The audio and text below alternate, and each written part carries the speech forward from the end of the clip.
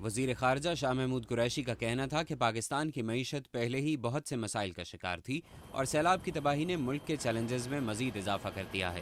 انہوں نے کہا کہ ریلیف اور ریکوری کے لیے امریکہ پاکستان کی مدد کرنے کے لیے سب سے پہلے آیا اور امریکی ہیلی کاپٹروں نے سیلاب میں گھرے شہریوں کی جانیں بچانے میں جس طرح مدد کی وہ قابل ستائش ہے۔ انہوں نے کہا کہ اب پاکستان کو امریکی سرمایہ کاروں کی ضرورت ہے۔ There are opportunities of investment in the energy sector. توانائی کے شعبے میں سرمایہ کاری کے مواقع موجود ہیں۔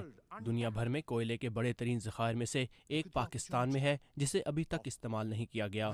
کانکنی کے مواقع کو دیکھیں تو دنیا بھر میں کاپر کے بڑے ترین ذخائر میں سے ایک بلوچستان میں ہے۔ Look at the opportunity of investments.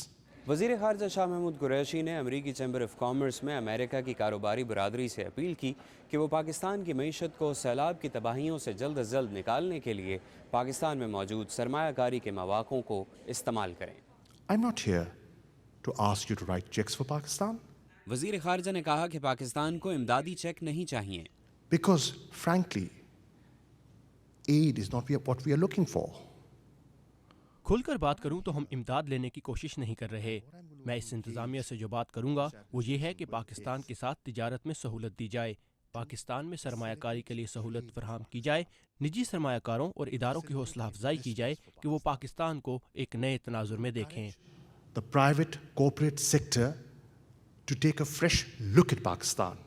وزیر خارجہ شاہ محمود قریشی کا کہنا تھا کہ پاکستانی حکومت نے غیر ملکی سرمایہ کاروں کے لیے سازگار ماحول پیدا کیا ہے۔ انہوں نے کہا کہ پاکستانی حکومت غیر ملکی کمپنیوں اور ملازمین کو مکمل تحفظ فراہم کرے گی، جبکہ سندھ اور پنجاب میں سیکیورٹی کے مسائل نہیں ہیں۔